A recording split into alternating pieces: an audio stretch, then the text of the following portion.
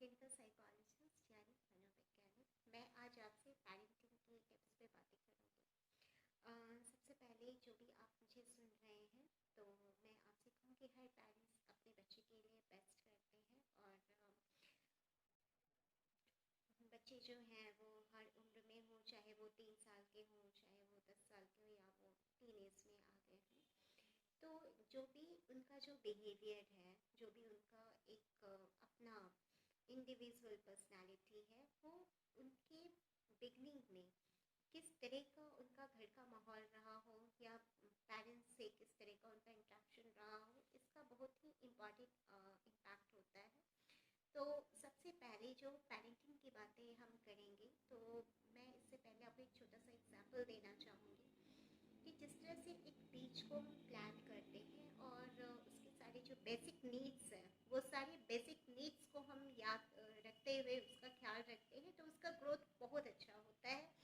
ठीक वैसे ही जब एक बच्चे का जन्म होता है तब वो एक समाज का हिस्सा बनता है और समाज से पहले वो एक परिवार का हिस्सा बनता है और सबसे पहले वो अपनी माँ से बहुत ज़्यादा अटैच रहता है, अपने पिता से बहुत ज़्यादा अटैच होता है, फिर वो घर के और सदस्यों से धीरे धीरे इंटरेक्ट करता है। तो जो उसका फर्स्ट स्टेज है, उसके फर्स्ट स्टेज का एक्सपीरियंस पूरी ज़िंदगी उसकी लाइफ और उसकी पर्सनालिटी पे इम्पैक्ट करता है। तो जब हम पेरेंटिंग की बात कर रहे हैं तो हमें उस बीज उस छोटे से पौधे से हमें ये समझना होगा कि बच्चा जब जन्म लेता है तो वो वैसा ही होता है, एक बीज की तरह होता है। अगर उसका हम बहुत अच्छे से ख्याल रखेंगे, जो उसका बेसिक नीड्स है, जो उसके फिजिकल, इमोशनल, इन्वायरमेंटल जो भी चीज़ें जो जिससे बच्चा जुड़ता है, उन सारी चीज़ों का हम ख्याल रखेंगे तो बच्चे का जो ग्रोथ है वो ऑब्वियसली बहुत ही पॉजिटिव डायरेक्शन में होगा। और जो बेसिक जो बच्चों पेरेंट्स के बच्चों को लेके शिकायतें होती हैं कि बच्चा बिल्कुल पढ़ने पे ध्यान नहीं देता है या फिर दिन भर मोबाइल पे लगा रहता है, खासकर जो अभी पेरेंट्स के बहुत ज़्यादा कंप्लेन है कि बच्चा सारा दिन मोबाइल पे लगा रहता है, वो बहुत ज़्यादा हाइपर हो जाता है, जिद बहुत करता है। तो आखिर ये जो बिहेवियर है, ये एक्चुअली ये बिहेवियर सिम्टम्स है, प्रॉब्लम कहीं और है जिसे हमें समझना होगा। हम एक्चुअली क्या करते हैं कि जो सिम्टम्स है उसी को प्रॉब्लम समझ जाते हैं और फिर हम बच्चे के साथ बहुत ही हार्शली बिहेव करते हैं या ज़बरदस्ती अपनी बात मनवाना चाहते हैं और उसका रिजल्ट क्या होता है कि बच्चा हमसे दूर हो जाता है और वही कोई थर्ड पर्सन बहुत ही प्यार से कोई गलत बात बच्चे को बहुत आसानी से सिखा सकता है। तो इन बातों का हमें बहुत ही ज़्यादा ख्याल रखना होगा। तो सबसे पहले जो मैंने बात की वो बात की लर्निंग की, कि जब बच्चा अपने घर में अपने माता पिता से इंटरेक्ट करता है तो हमें उस वक्त ही पेरेंटिंग का मतलब समझ लेना चाहिए कि जो भी हम बच्चों से इंटरेक्ट कर रहे हैं वो एक लर्निंग है। इवन कि बच्चा कॉन्शियसली और अनकॉन्शियसली यानी डायरेक्टली और इनडायरेक्टली जो भी घर में ऑब्जर्व कर रहे हैं वो भी लर्निंग है। बहुत बार ऐसा देखा जाता है कि घर का जो माहौल है वो बहुत ही स्पिरिचुअल है, पेरेंट्स बहुत ही सेल्फ डिसिप्लिन है, बहुत ही रिस्पॉन्सिबल है, तो ये बातें बच्चों में भी ऑटोमेटिक आती है और वो अपनी जिम्मेदारियों को समझता है, इवन वो अपने पेरेंट्स को ऑब्जर्व करता है और वैसा वो करता है। या बहुत बार ऐसा देखा जाता है कि घर का जो माहौल है वो बहुत ही तनावपूर्ण है या फिर पेरेंट्स के ही बीच में आपस में विचार को लेके बहुत ही ज़्यादा मतभेद होते हैं, तो ऐसे में बच्चा जो होता है वो बहुत जिद्दी हो जाता है और वो बिल्कुल बात नहीं सुनता है।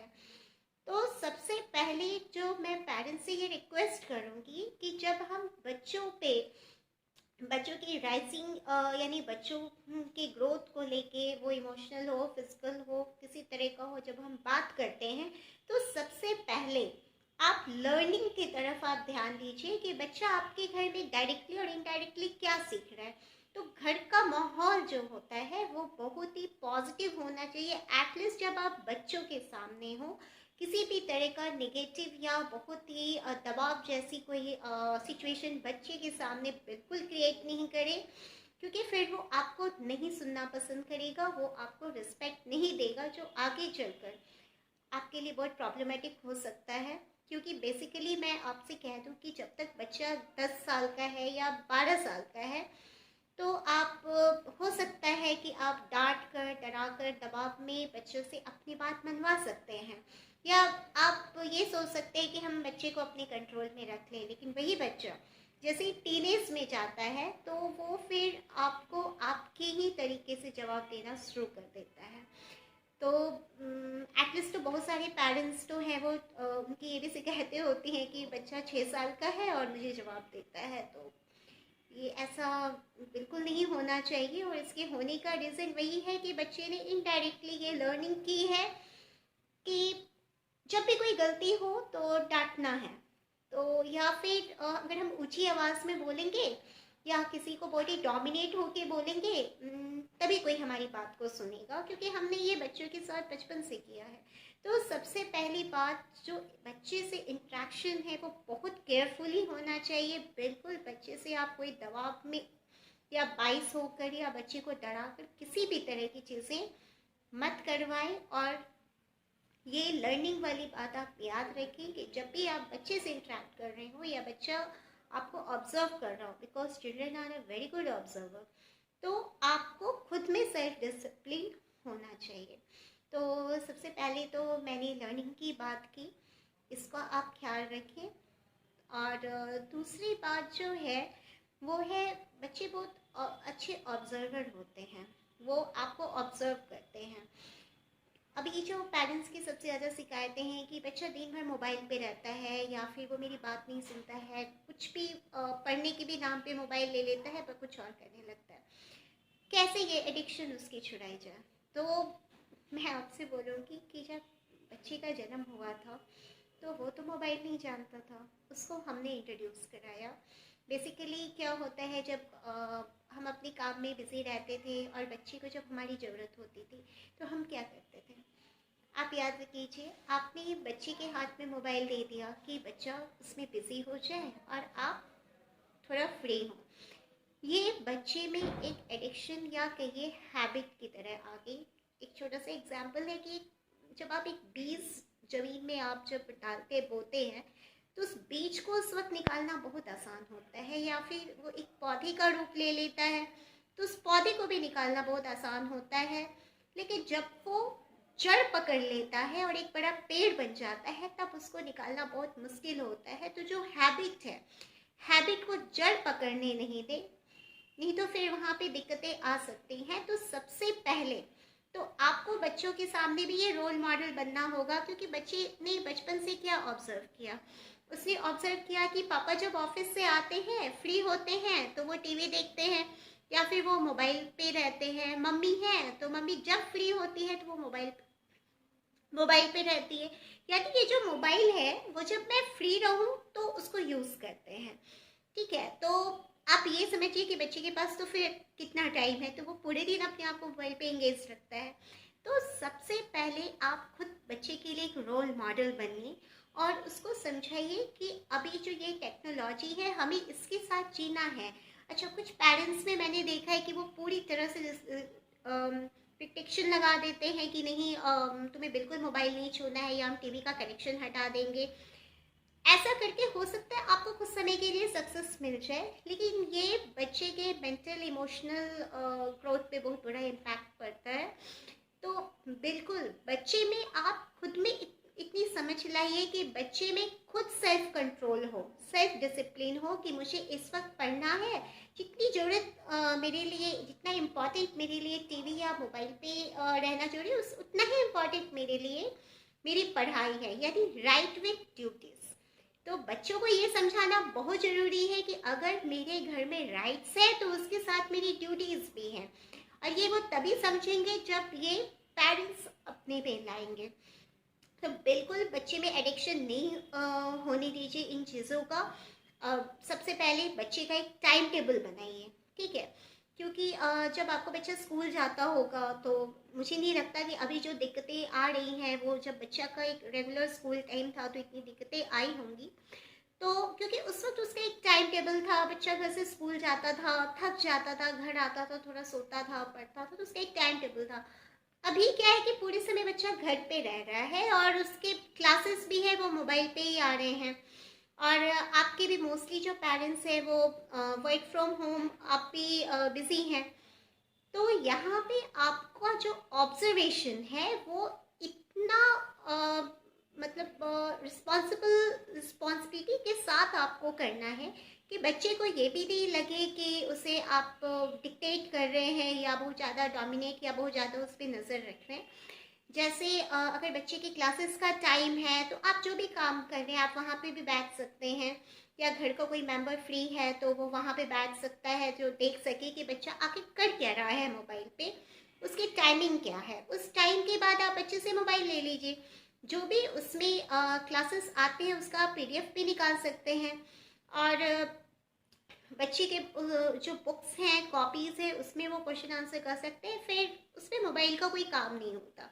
तो जो क्लासेस हैं उसका आप एक मोबाइल का भी टाइम टेबल बना लीजिए, कितने से इतने बीच में तुम्हारी क्लासेस है तो मोबाइल यूज़ करो, उसके बाद फिर तुम्हें तो कॉपी पेपर वर्क करना है तो उसके बाद फिर तुम थोड़ा सा खेल लो या तुम्हारी आराम करने का समय होगा। तो ये बच्चे के कंसेंट से उसका टाइम टेबल बना है, क्योंकि बच्चे को वो टाइम टेबल खुद यूज़ करना है। तो अगर पेरेंट्स बनाएंगे तो वो बहुत ही स्ट्रिक्ट टाइम टेबल होगा, तो बच्चा कंफर्टेबल फील नहीं करेगा, तो फिर वो उसको फॉलो नहीं करेगा। तो टाइम टेबल जो है वो थोड़ा फ्लेक्सिबल होना चाहिए। बिगनिंग का जो टाइम टेबल है वो थोड़ा आप बच्चे के अकॉर्डिंग थोड़ा सा उस पर कम प्रेशर डालिए, फिर धीरे धीरे जब बच्चा कॉप अप करने लगे तो उसके नीड्स के अकॉर्डिंग, उसके सब्जेक्ट में उसकी रिक्वायरमेंट क्या आता है उसके अकॉर्डिंग आप टाइम टेबल में मैनिपुलेट कर सकते हैं। तो टाइम टेबल बहुत ज़रूरी है बच्चे के लिए भी, आपके लिए भी। ऑब्जर्वेशन बहुत ज़रूरी है बच्चे के लिए, आपको बहुत ही समझदारी से बच्चे का ऑब्जर्वेशन करना है। उसको इस तरह से ऑब्जर्व करना है कि बच्चे को ऐसा नहीं लगे कि आप उन्हें सब ऑर्डिनेट की तरह या बहुत ही ज़्यादा आप उस पर पाबंदी लगा रहे हैं। ऑब्जर्वेशन का मतलब है कि आपको ये जानना है कि आपका बच्चा क्या कर रहा है, और अगर कहीं आपको ऐसा लगता है कि नहीं यहाँ पे करेक्शन की ज़रूरत है तो बहुत ही उसको गाइड करके, ना कि उसको कंट्रोल करके या उसको डांट कर आप बोलिए। बिल्कुल बच्चे से जितनी आपकी बाउंडिंग स्ट्रांग होगी उतना ही बच्चा आपको सुनेगा। नहीं तो बहुत बार ऐसा होता है कि बच्चे जो है वो पेरेंट्स से इतना इरिटेट हो जाते, चिढ़ जाते हैं कि वो पेरेंट्स को हर्ट करने के लिए भी कुछ ऐसे इनडिसिप्लिन बिहेवियर करते हैं जिससे पेरेंट्स को हर्ट हो। तो इन बातों का आपको बहुत ज़्यादा ख्याल रखना है। तो ऑब्जर्वेशन जो है वो मैंने आपको बताया है किस तरह से करना है। लिसनिंग बहुत ज़्यादा ज़रूरी है। जब तक आप बच्चे को सुनेंगे नहीं, अगर सिर्फ आप बोलते रहेंगे तो कैसे पता चलेगा कि बच्चा आपका क्या सीख रहा है या उसके लाइफ में क्या चल रहा है। कभी कभी क्या होता है, समय कम होने की वजह से हम बच्चे को इतना सारा लेक्चर दे देते हैं और लगता है हमारा काम खत्म हो गया, फिर हम बोलते हैं कि इसको तो इतना बोलो तब भी कुछ नहीं सुनता। तो समझने की बात है कि बच्चा कैसे सुनेगा इस बात को, क्योंकि वो तो आपसे कुछ और कहना चाह रहा था। तो जो कम्युनिकेशन है, कम्युनिकेशन का मतलब क्या होता है? कम्युनिकेशन का मतलब होता है कि आप जो बच्चे को आप जो कहना चाह रहे हैं वो बच्चे की समझ में आए, और बच्चा जो कहना चाह रहा है वो आपकी समझ में आए। जब तक ये समझ दोनों तरफ नहीं होगी कम्युनिकेशन सक्सेस नहीं हो सकता है। तो जब भी आपके बच्चे आपसे कुछ कहना चाहते हैं, आप उस वक्त बिल्कुल मोबाइल, लैपटॉप या कोई भी काम कर रहे हो उसको रोक दीजिए और उसे सुनिए, सुनने के लिए सुनिए, ना कि उसको मैनिपुलेट करने के लिए सुनिए। उसके बातों को सुनिए। अगर उसमें कोई ऐसी बात है जो आपको लगता है कि नहीं बच्चे के लिए हार्मफुल है या ये सही नहीं है, तो उसे आप बहुत ही रिलैक्स होके, बहुत ही प्यार से उसको छोटे छोटे एग्जाम्पल देके आप उसको गाइड कीजिए। कभी भी उसको लेक्चर की तरह बच्चे के सामने मत रखिए, क्योंकि लेक्चर सुनना किसी को भी पसंद नहीं है। पर हाँ, हर इंसान जो है वो अपने में अपना अच्छा ही सोचता है। तो बच्चे से अगर अच्छी बाउंडिंग होगी, आपकी गाइडलाइन बहुत अच्छी होगी, तो बच्चे में इतनी समझ होती है कि उसके लिए क्या सही है और क्या गलत है। तो बिल्कुल बच्चे को टाइम दीजिए। लिसनिंग बहुत ज़रूरी है, टाइम टेबल बहुत ज़रूरी है, लर्निंग बिहेवियर मैंने आपसे डिस्कस किया, किस तरह से आप खुद में डिसिप्लिन लाकर बच्चे में डिसिप्लिन ला सकते हैं। और मैं आपसे यही कहूँगी कि बच्चे भगवान का बहुत ही खूबसूरत गिफ्ट है, उसे सब ऑर्डिनेट की तरफ बिल्कुल ट्रीट मत कीजिए। हर बच्चे की अपनी एक इंडिविजुअल क्वालिटी है, उसको जानिए परखिए। हम हर बच्चे से इंजीनियर डॉक्टर बनने की उम्मीद नहीं कर सकते हैं। जैसे आप खुद देखेंगे कि हर एक फील्ड में एक रोल मॉडल है हमारे यहाँ। तो बच्चे को पहचानिए कि उसका इंटरेस्ट किस में है। अगर बच्चे को इंटरेस्ट आर्ट्स में है या वो ज़्यादा पसंद करता है और वो मैथ्स में नहीं लेता, तो आप उसे कोऑपरेट कीजिए, आप उसको सिखाइए। हो सकता है वो आर्ट्स में बहुत अच्छा करे, हो सकता है उसकी ड्राइंग बहुत अच्छी हो। जो बच्चा पढ़ने में कमजोर है, हो सकता है वो स्पोर्ट्स में बहुत अच्छा हो, है ना, उसकी ड्राइंग बहुत अच्छी हो, वो बहुत अच्छा वो इमेजिन करता हो। तो ईश्वर ने हर बच्चे में एक इंडिविजुअल क्वालिटी दी है, उसको समझिए। और बिल्कुल बच्चे जो हैं वो बहुत ही, उनका मन कोमल होता है, उसे उसी कोमलता से प्यार दीजिए और उसी कोमलता से उसे गाइड कीजिए। बिल्कुल बच्चे आपकी बात को सुनेंगे। नमस्कार।